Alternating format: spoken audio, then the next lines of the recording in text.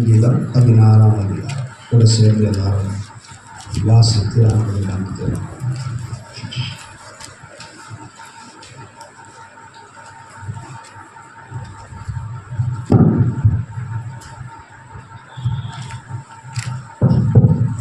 தேவனே, என்னை காப்பாற்று, உம்மை நம்பி இருக்கிறேன்.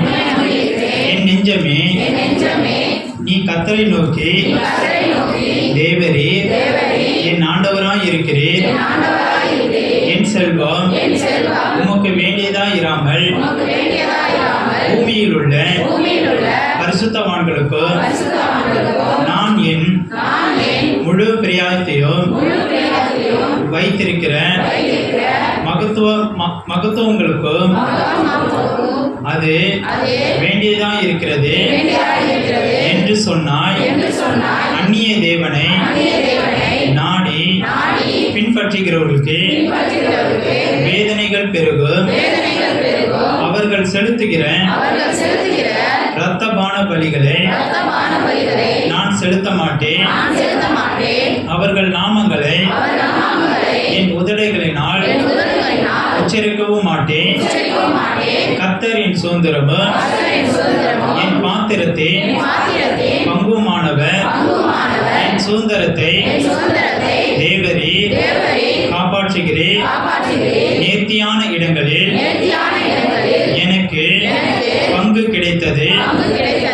ஆம், சிறப்பான சுதந்திரம் எனக்கு உண்டு. எனக்கு ஆலோசனை தந்த கர்த்தரை துதிப்பேன். காலங்களிலும் என் உள்ளந்திரியங்கள் என்னை உணர்த்தோ. கர்த்தரை எப்பொழுது எனக்கு முன்பாக வைத்திருக்கிறேன். அவர் என் வலது பரியாசத்தில் இருக்கிறபடியால் நான் அசைக்கப்படுவதில்லை.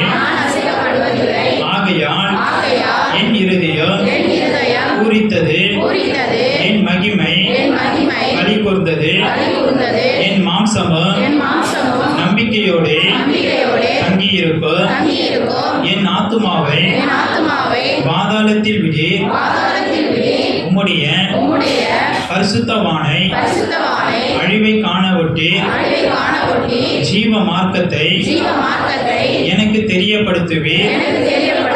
உம்முடைய சமூகத்தில் பரிபூர்ண ஆனந்தமும் உம்முடைய வலது பரியாசத்தில் நித்திய பேரின்பமும் உண்டு.